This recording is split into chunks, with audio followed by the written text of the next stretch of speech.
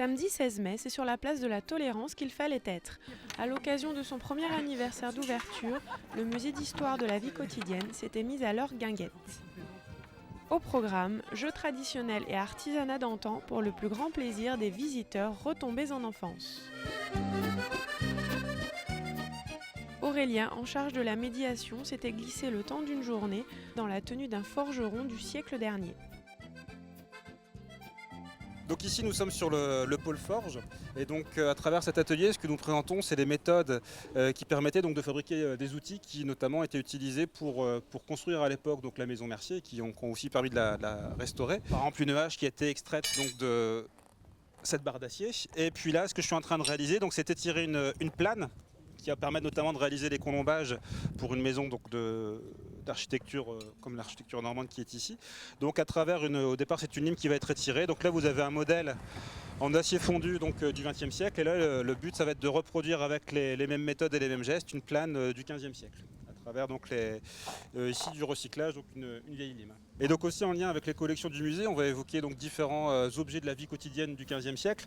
Par exemple ce briquet, qui était donc un briquet qui était forgé, donc c'est un petit morceau d'acier qui par percussion donc, sur ce morceau de silex va permettre de produire des étincelles. Et d'autres objets de la vie quotidienne qui vont aussi être évoqués à travers cette animation, du moins la manière avec laquelle on pouvait les fabriquer.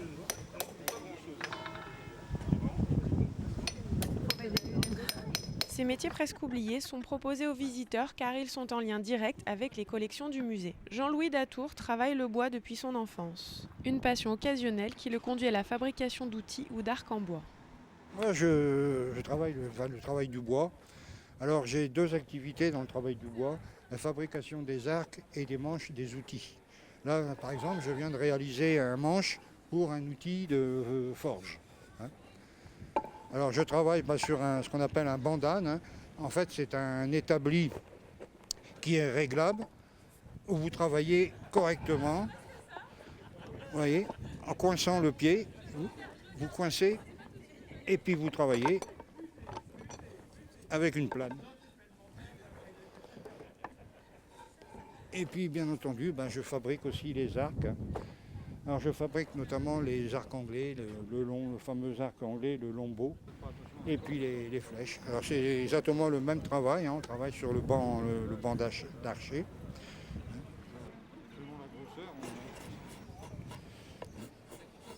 L'outil utilisé, bien entendu, c'est ce qu'on appelle une plane. C'est un outil qui est très très coupant, il faut faire attention. Voilà. On commence toujours par enlever l'écorce. Et une fois que l'écorce est enlevée, eh bien, on va fabriquer le manche. Comme je viens de le faire pour le marteau de forgeron. Ce n'est pas mon métier d'origine, j'étais verrier. C'est la passion du bois. Depuis que je suis gosse, j'ai toujours aimé travailler le bois. En plus de l'artisanat, des jeux majoritairement en bois sont proposés à toutes les générations qui se mêlent volontiers. Ok, tiens. Ok. Allez, on y va. C'est la banquette verte. Une première année quand même assez satisfaisante parce que les gens qui viennent sont satisfaits de voir ce musée et découvrent des tas de choses qu'ils ont connues. Il y a un grand plaisir d'entendre les gens à la fin de leur visite dire qu'ils ont apprécié le musée. Donc il faut que de nouveau la promotion en soit faite pour que les touristes, les autocaristes viennent s'imbriquer dans la visite de ce musée. Mais aujourd'hui, c'est une belle journée pour fêter ce premier anniversaire. Alors ce qui est intéressant, c'est de voir souvent les grands-parents emmener leurs petits-enfants et leur expliquer ce avec quoi ils ont vécu pendant les années 1930-1950.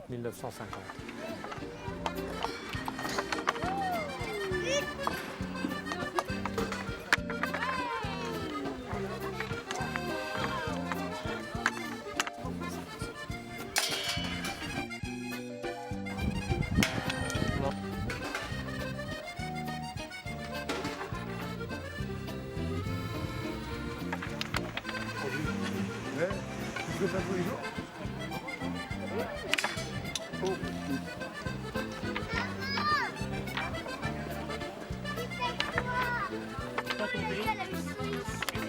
la fosse, c'est ça qui sert de cochonnet. Oui, parce que si le cochonnet va dans la fosse, Oui. il y a le cochonnet, Oui. et c'est ça qui sert de cochonnet. Ah, d'accord.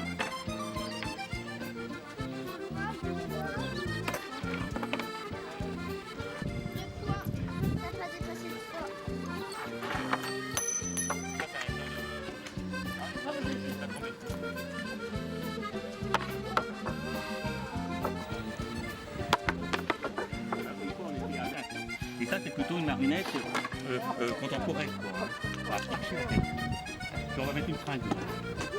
Et regardez, je crois que c'est marionnette pas dedans. Non, on va pas les faire comme ça. Ça, par contre, les toilettes, c'est pas évident, ça tombe pas rond, c'est pas... Ah bon.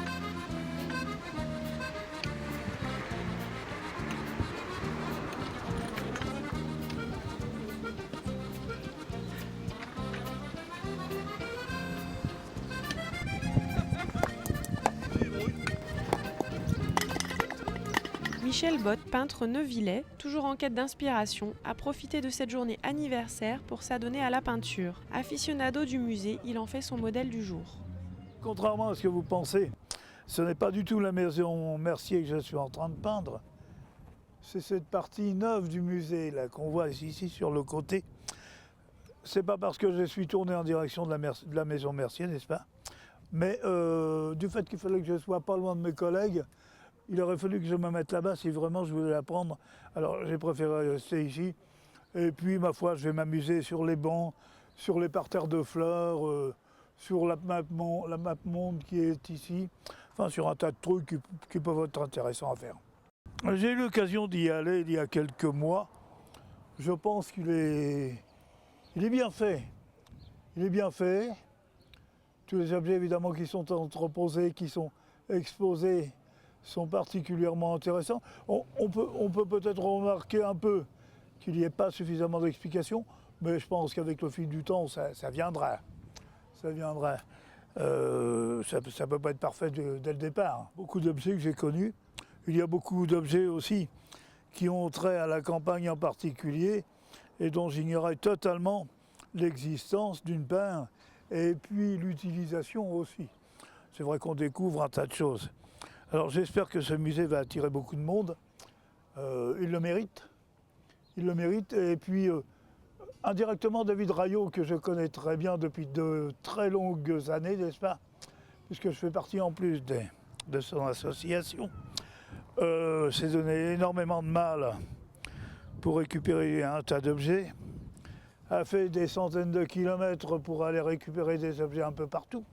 Et ne serait-ce que pour lui, il mériterait que ce musée tourne bien. La rue donnant sur le MHVQ avait été fermée pour permettre aux passants de circuler librement.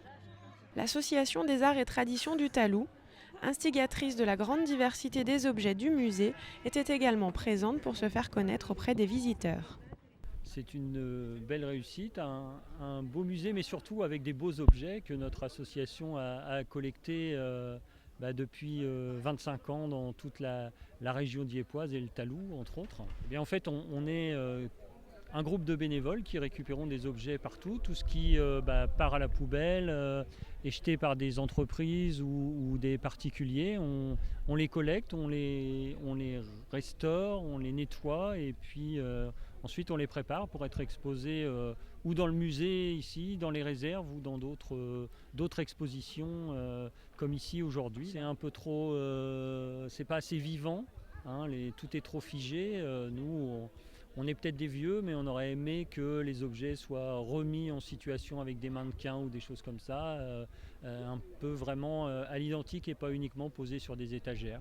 Vraiment, le musée avec ses tôles rouillées, c'est ce qu'on voit maintenant partout dans tous les musées de France pratiquement, hein, donc c'est le style des années 2010.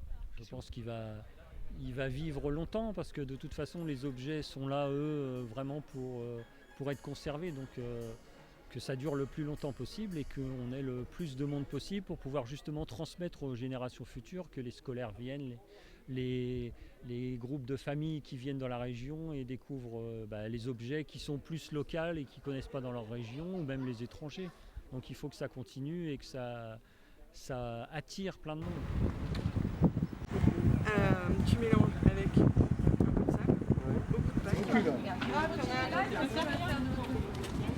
Avant d'entrer dans le fameux musée, passage obligé par l'atelier Torchy, animé par Virginie, directrice des lieux. Les enfants, pour une fois, ont eu le droit de mettre les doigts dans la boue et les parents aussi. Un succès fou.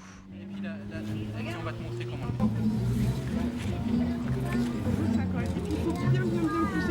Oui, attends. Le pied au comme ça, et après avec tes mains, tu tapes fort comme ça. Non, enlève, ça va tomber. C'est rigolo. Parfait. C'est super. Parfait. Alors, je voulais. C'est une bonne grosse journée qui peut vous rejoindre. C'est pas forcément bien en fait votre rendu, vous pouvez le Voilà, c'est bien, c'est bien, c'est bien.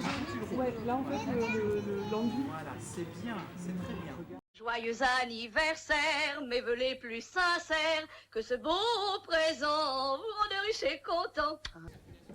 C'est un musée qui est magnifique, hein, et qui malheureusement, à mon goût, il n'y a pas longtemps que je le connais, et pourtant j'habite le Tréport. Mais quand je l'ai découvert, c'est génial. Il y a des souvenirs d'enfance, il y a tout. On revoit des choses qu'on a connues étant gamin. D'ailleurs, j'y ai amené des amis, pareil, ils étaient...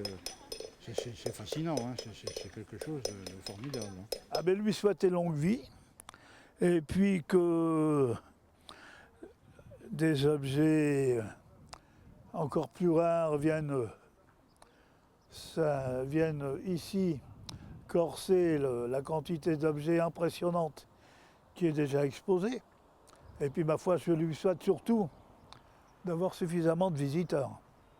C'est le but. Eh bien que la prospérité de ce musée, c'est-à-dire de l'aménager, on a encore des choses à aménager au niveau de la maison Mercier.